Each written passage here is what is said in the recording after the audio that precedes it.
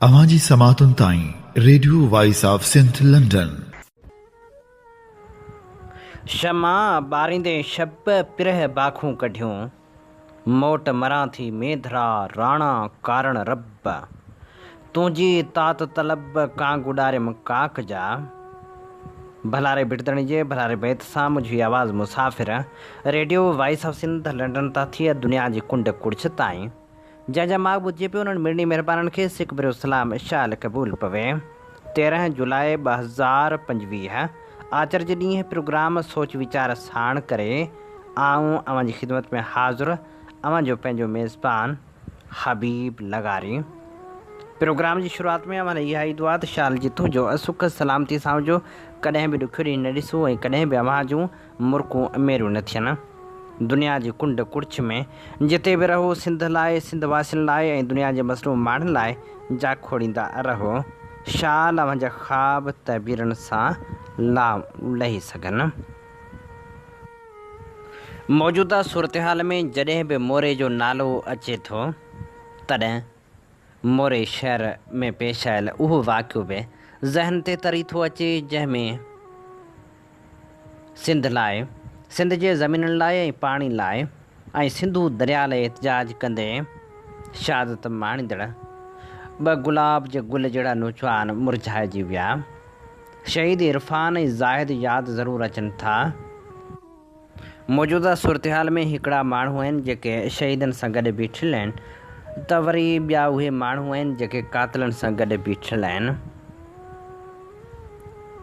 हिकु ॾींहुं अॻु मोरे में मोरो तालुके बार में आल सिंध लायर्स एक्शन कमेटी जी गॾिजाणी रथियल हुई। उन में बदमज़गी पिणु थी। इन समूरी सूरतहाल ते आज़ाद अमीर पहवर लिखे थो, मोरे जे तालुके बार में आल सिंध लायर्स एक्शन कमेटी जी मीटिंग रथियल हुई, जंहिंजो ऐलान कुझु ॾींहुं अॻु कयो वियो हो।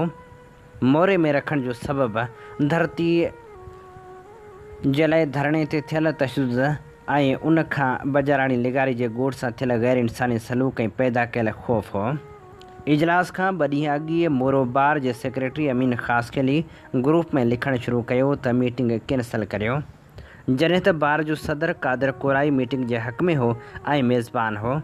आऊं इसरार चांग जॾहिं मोरो बार जी लाइब्रेरी जिते मीटिंग थियणी हुई पहुतासीं त कुर्सियुनि ते अॻु ई कब्ज़ो थियल हो, ऐं जीअं असां हुननि सां मिलणु शुरू कयो त हूअ रवे में वकील न पिए लॻा पर घुरायल विंगारी पिए लॻा।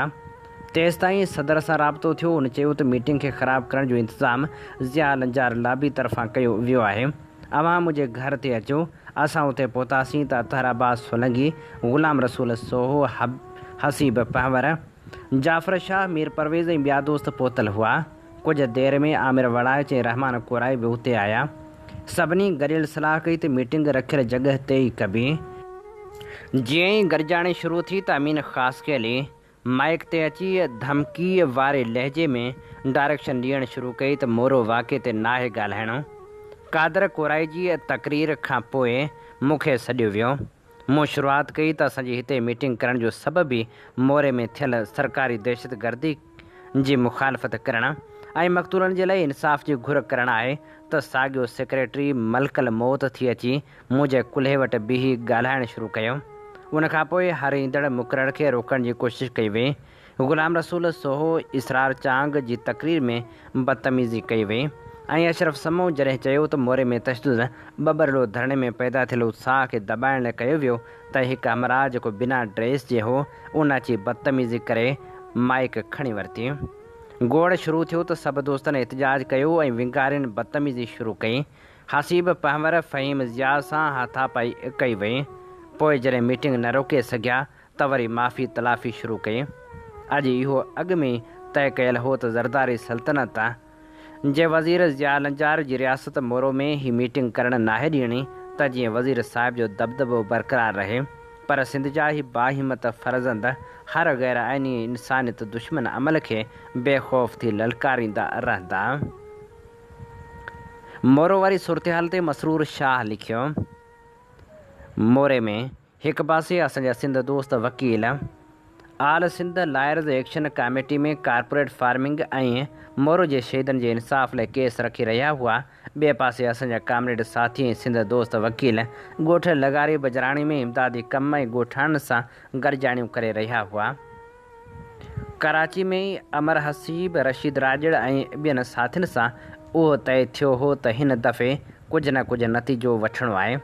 रियासत पीपी ऐं नजार ब्रिगेड खे इहा ॻाल्हि पसंदि न हुई, सो पंहिंजे वाठनि वकीलनि ज़रिए अमर हसीब ऐं ॿियनि वकील दोस्तनि मथां हमिलो करायो वियो। पर उन हमले लाइन वाज़ह थी वई। सिविल सोसाइटी खां वेंदे ॿारनि ताईं हिकु पासे पीपला ऐं रियासत नवाज़ आहिनि ऐं ॿिए पासे सिंध दोस्त आवाम दोस्त सियासी माण्हू आहिनि।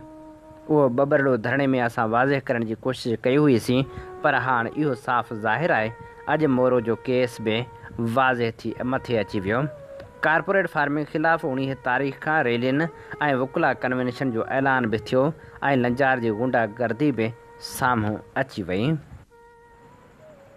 ॻोठ बजराणी लिगारी मथां रियासती दहशत वहशत वारी सूरत हाल ते ख़ूबसूरत लेखक हुसैन सारंग लिखे थो।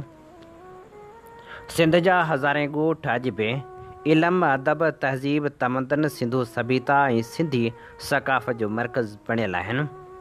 संदन तालीम ऐं तरबियत जो बुनियादु सिंधियत आहे। धारिया हमलियावर हज़ारे कोशिशनि बावजूदि मंझाइनि सिंधियुनि जी सुगंध कढे न आहिनि सघिया। सिंध जा धरती धणी अॼु बि वतन जी वारसी कंदे मुल्क जी मालिकी वापसि वराइण जा जतन कनि पिया। हूअ पंहिंजे देश सिंध खे धरती माउ सॾनि था ऐं सिंधू दरिया खे पंहिंजो साह सम्झनि था। उन जी हिफ़ाज़त कंदे हू जान जी परवाह बि नथा कनि। सवें सालनि खां सिंध ऐं सिंधू जी वारसी मालिकी तहफ़ुज़ तरक़ी सुधारे ऐं वाधारे लाइ सिंधी असाह घुरींदा रहिया आहिनि। संदन सुबंध सवें सदियुनि ते मुहित आहे। पंजाब पारां अंग्रेज़ राज में सिंधू खे क़ैद करण जा मनसूबा जोड़णु शुरू थिया। सिंधू ते कब्ज़े करण जूं कोशिशूं 1859 ईस्वी खां शुरू आहिनि। अंग्रेज़नि जी वालार वक़्तु पंजाब सिंधू ते कब्ज़े करण में कामयाबु न थियो। अॻिते हली 1947 में अंग्रेज़नि जे क़ाइमु करायल पंजाब जी बालादस्ती वारे मज़हबी मुल्क में पंजाब न सिर्फ़ु सिंधू दरिया ते कब्ज़े पर सिंध जे वसीलनि ज़मीनी वालार लाइ आइनी क़ानूनी माहौल साज़गार बणायो। तारीख़ शाहिद आहे त क़ौमी नज़रिए तां संसद धणी पाण 1947 में ई हथ खणी विया। पोइ वरी रातो राति थाफियल हिकु क़ौमी ख़्याली नज़रिए खे बंगाली क़ौम 1970 में गुम करे छॾियो। उन हूंदे बि 1973 में वरी नक़जी पकाई ऐं सियासी बेहयाई सां अजीब हिकु क़ौमी नज़रिए खे वरी जीआरे तारीख़ी क़ौमनि जे क़ातिल आइन ते बीहारियो वियो।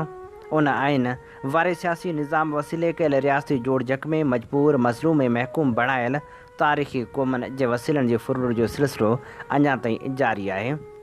मज़हबी नफ़रत मुनाफ़रत तासुब तंग नज़रिए ऐं इंतहा पसंदी ते जोड़ियल मुल्क में मज़हबी बुनियाद परस्ती जीअं पोइ तीअं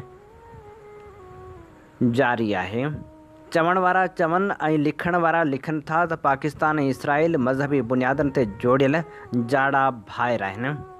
1947 में हिकु नामनिहाद वफ़ाक़ी मुल्क क़ाइमु करे ॿिए जो जवाज़ पैदा कयो वियो। वक़्तु साबित कयो आहे त ॿिन्ही मुल्कनि जो संदन पाड़ेसिरियुनि लाइ साॻियो किरदारु आहे। सिंधी लोक ॾाहप जो ॾस ॾिनल आहे त धकनि जा शायदि फट हूंदा आहिनि जंहिंजी उमिरि खां वाक़ुफ़ु हुजिजे तंहिंजा ॾंद पटे न आहिनि ॾिसबा। ॿिन्ही मुल्कनि जी हिकु जहिड़े किरदारु बाबति वधीक लिखण जी ज़रूरत न आहे। पाण खे पंहिंजे लेख जे असल मौज़ू ॻोठ बजाराणी लगारी रियासती दहशत ऐं वहशत तरफ़ अचिणो आहे। हीउ ॻोठ कामरेड उस्ताद मिस्किन लगारी संदसि शागिर्दनि ऐं शागिर्दियाणियुनि ख़ासि करे संसदी कामरेड कोमल जे करे अॻु में ई सिंध जे सञाहल ॼातल सुञातल हो।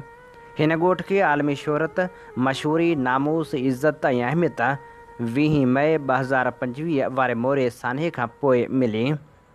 उन ॾींहुं हिन ॻोठ जा नौजवान सिंधू दरिया जे पाणी ते धाड़े ऐं सिंध जी ज़मीनी वालार ख़िलाफ़ एहतजाज करण जे ॾोह में रियासती दहशतगर्दी ऐं हुकूमती ॾाढ जो बख बणिया। नौजवान ज़ाहिद लेगारी ज़िया लंजार जे वाठण हथां सरेआम क़त्ल कयो वियो। सिंध सिंधियनि सिंधी ॿोली ऐं सिंधू दरिया सां अथाह उल्फत कंदड़ इरफान लगारी खे शदीद ज़ख़्मी कयो वियो।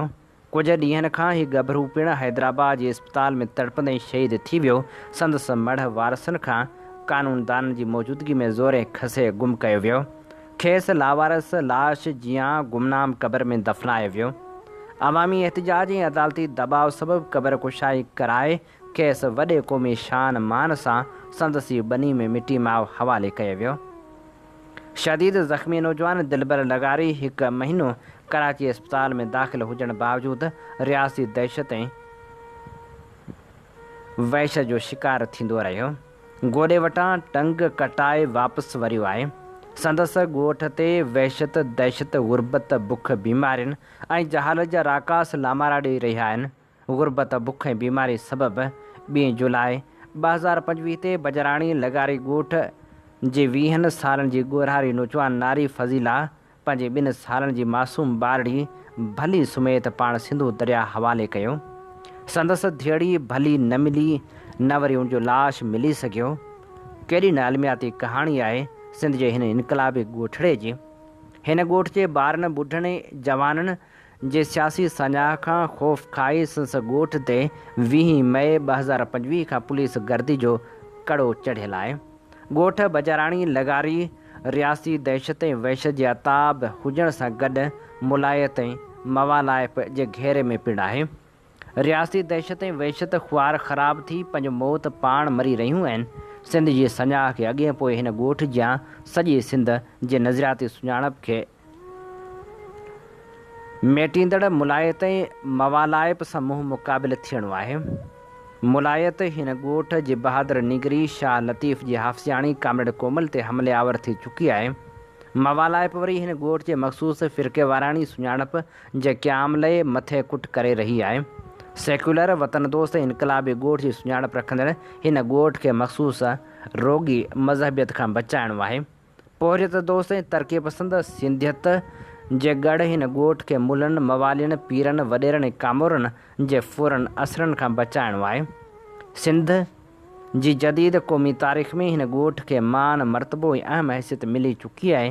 हिन ॻोठ जी हिन सुञाणप जी बरक़रारी ज़रूरी आहे त हितड़े शाह लतीफ़ जी शाइरी सां ॿियनि इनकलाबी मुफ़करनि जा ॾिनल सबक़ पिणु पढ़िया ऐं वर्जाया वञनि।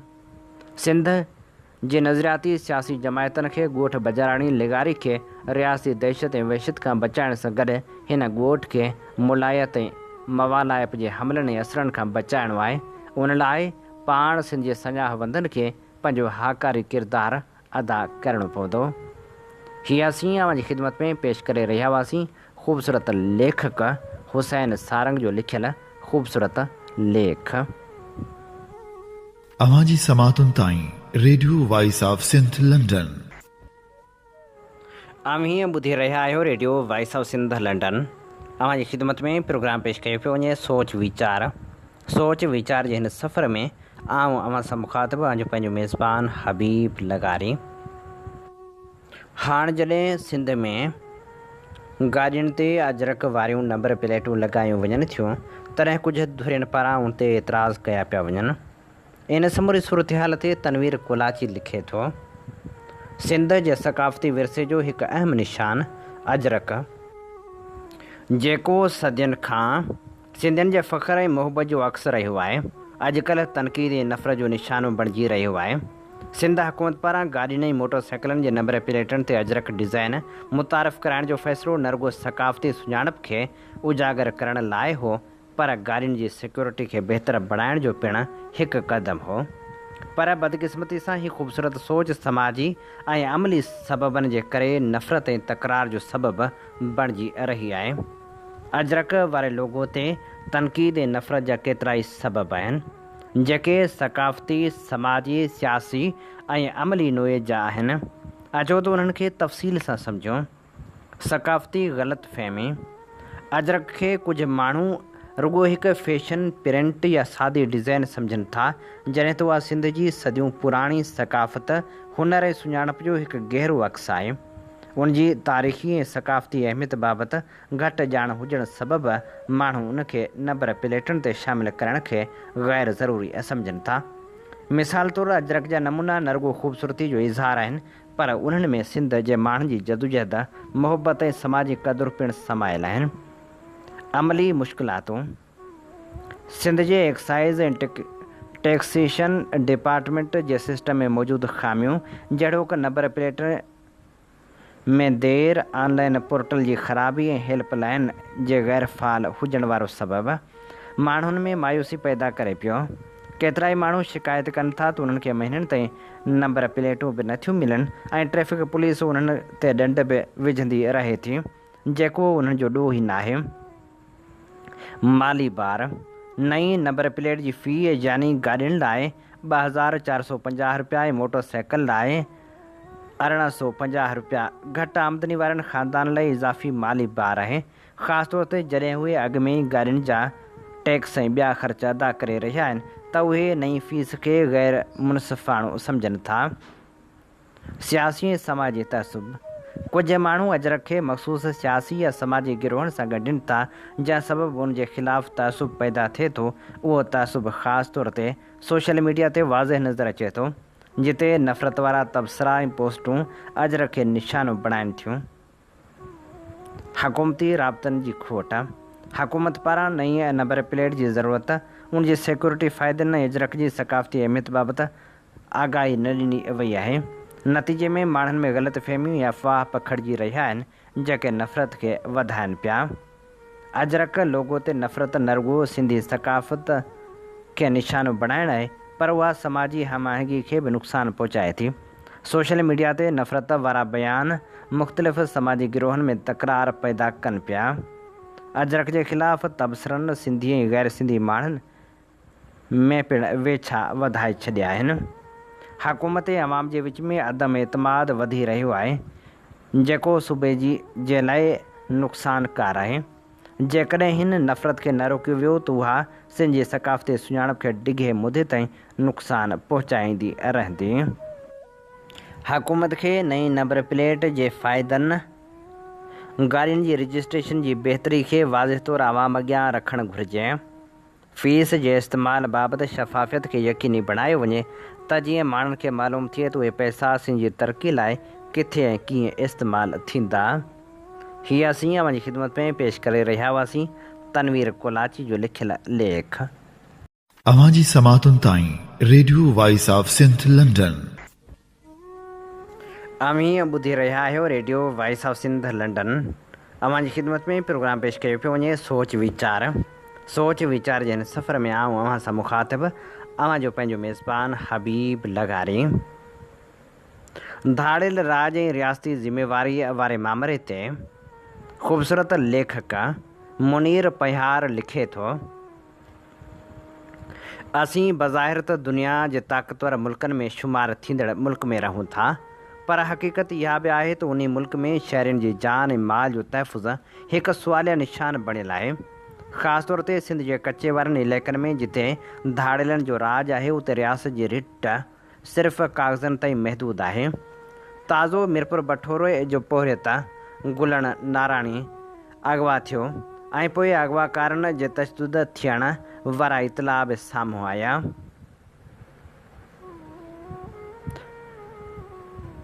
जेको मामिलो सॼे मुआशिरे जी नाकामी जो अक्स आहे।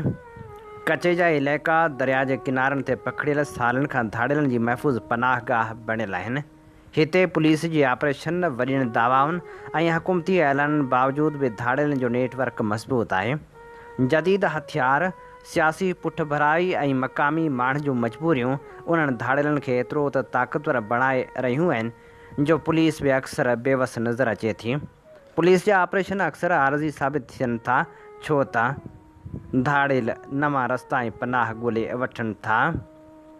गुलण ठाराणीअ वारो वाक़ियो बि उन बेवसी ऐं रियासती नाकामी जो ताज़ो मिसाल आहे। हूअ पंहिंजे रोज़गार लाइ निकितो, पर क़िस्मत खेसि धाड़ियलनि जे क़ैद में वठी वई। संदसि आज़ादी लाइ वाइदा, एतिजाज ऐं उमेदूं सभु बेकार वियूं ऐं आख़िरकार इतला आयो त संदसि मौत थी वियो आहे। जॾहिं त इहे बि इतला आहिनि त हू अञा ज़िंदा आहे। इहा समूरी सूरतहाल संदसि घर वारनि लाइ न रुॻो सदमे जोगी आहे, पर सॼी सिंध लाइ हिकु वॾो सुवालु आहे त छा असांजी रियासत वाक़ई बेवस थी वई आहे। सिंध जे कचे वारनि इलाइक़नि में अमन अमान जी सूरत हाल रुगो धाड़िलनि जे करे ख़राब न आहे, पर सियासी मुफ़ाद, मुआशी महरूमियत ऐं कानून जी अमलदारी जी घटिताई बि वॾा सबब आहिनि। केतिरा ई धाड़ियल मक़ामी बासरनि जी पुठ भराई सां पंहिंजा जथा हलाइनि था, जॾहिं त पुलिस जे अंदरि बि बदउनवानी ऐं लापरवाही मौजूदु आहे।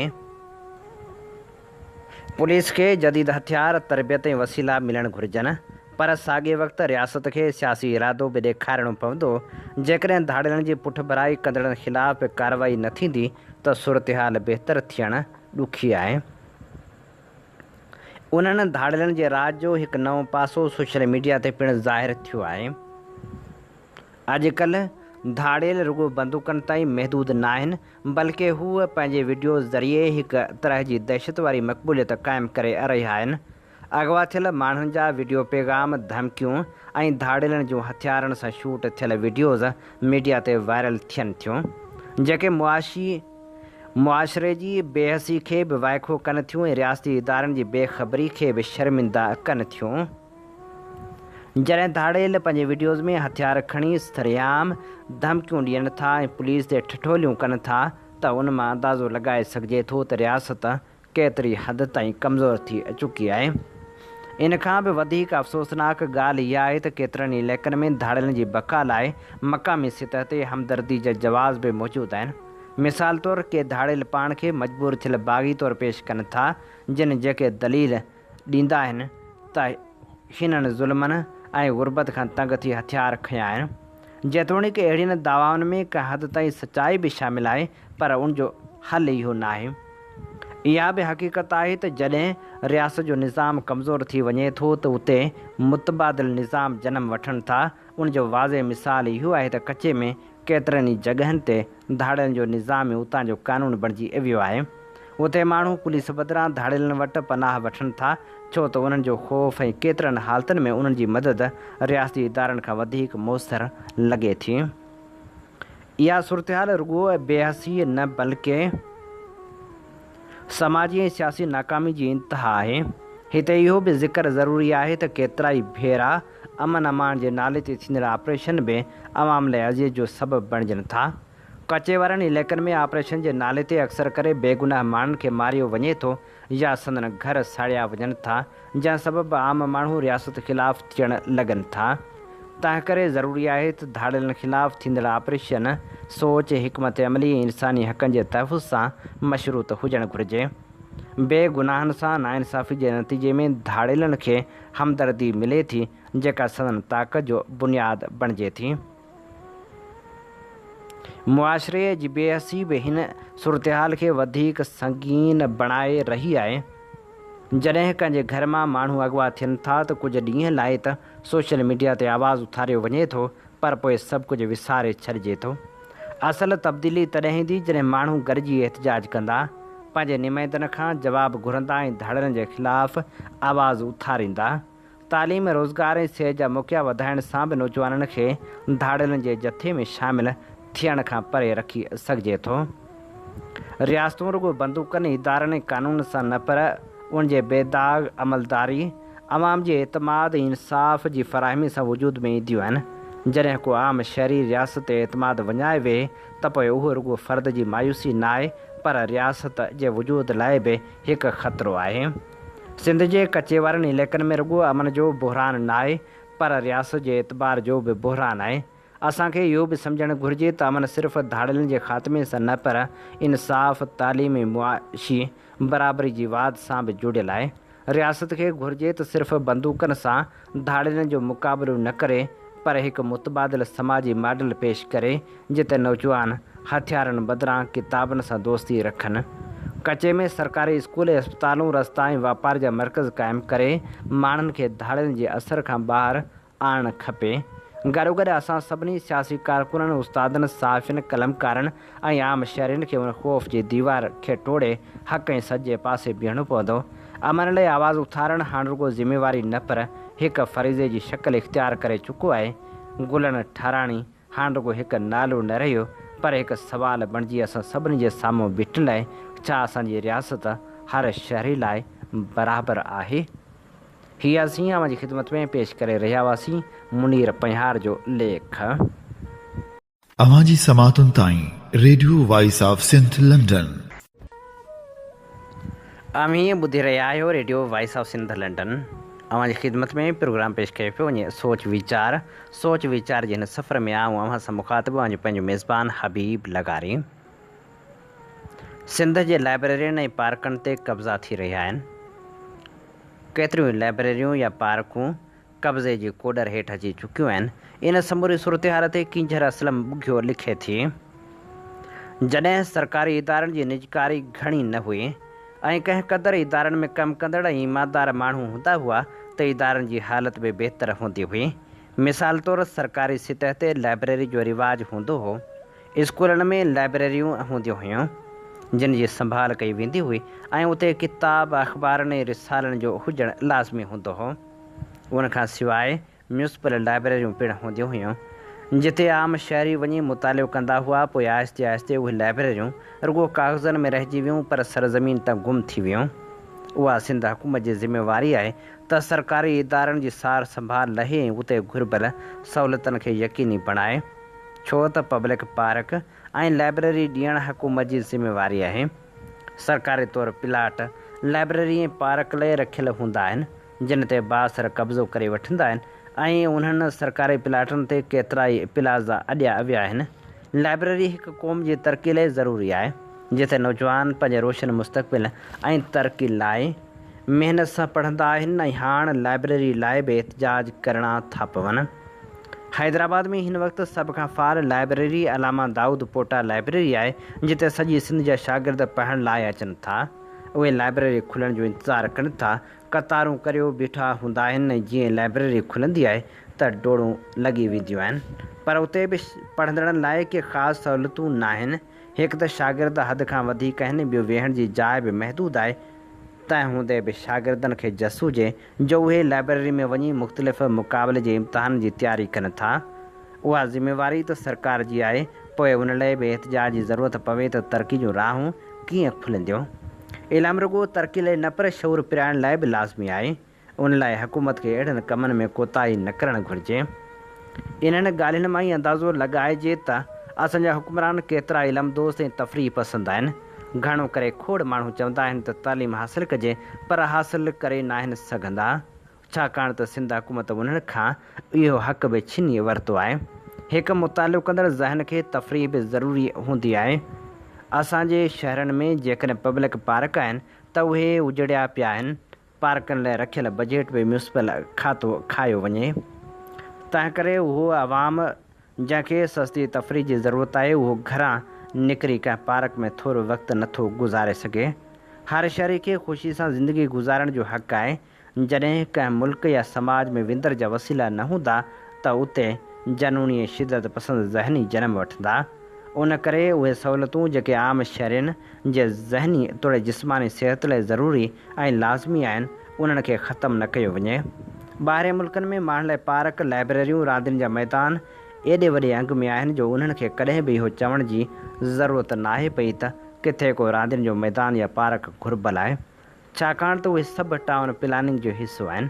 सिंध में लाइब्रेरियुनि खां वठी रांदियुनि जे मैदाननि ते कब्ज़ा करणु ॼण हिकु जाइज़ अमल आहे। जंहिंखे जितां मौक़ो मिले थो उहो उते कब्ज़ो करे वठंदो आहे। नतीजे में आम शहरनि लाइ हिते का बि अहिड़ी सहूलियत न आहे। रुॻो हैदराबाद खे ॾिसिजे त हैदराबाद में राणी बाग ऐं अलमंज़र खां सवाइ ॿियूं कहिड़ियूं जायूं आहिनि जिते माण्हू वञी तफ़रीह करे सघे। ॿारनि लाइ हिन शहर में अहिड़ो छा आहे जो ॿार कुझु पल विंदर जी ख़ुशी में गुज़ारे सघनि। उन करे सिंध हुकूमत खे टाउन प्लानिंग करणु वक़्तु उन्हनि समूरियुनि ॻाल्हियुनि जो ख़्यालु रखणु घुरिजे। पार्क बि हर कॉलोनी में हुजणु लाज़मी आहे जिते माण्हू सिहत जी बहितरी लाइ वर्ज़िश करे सघनि। सिंध में लाइब्रेरियुनि ऐं पार्कनि जे ज़मीनुनि ते कब्ज़ा करणु बंदि कया वञनि। माण्हुनि जी जिस्मानी ज़हनी सिहत जो ख़्यालु रखियो वञे, छाकाणि त हिकु समाज उन वक़्तु ई बहितर नतीजा ॾेई सघे थो जॾहिं उतां जो आवाम ज़हनी सकून में हुजे, उतां जे आवाम जी सिहत बहितर हुजे। ॿी सूरत में हीउ समाज बहितर ख़राबु थींदो वेंदो। हीअ असीं अव्हांजी ख़िदमत में पेश करे रहिया हुआसीं कींझर असलम बुघियो जो लिखियलु लेख। इन ते ई प्रोग्राम सोच वीचार जो वक़्तु पुॼाणी ते पहुचे थो। पंहिंजे मेज़बान हबीब लगारी खे इन साॻी दुआ सां ॾींदा इजाज़त। वसे भिट तुंहिंजी भलारा सदा सदा देश परदेस सारा वसन कॾहिं सिंध सिंध जी न मेरी थिए कॾहिं मोड़ कंहिंजा न मुरझाए अचनि। अवां जी समातुनि ताईं radio voice of Sindh London.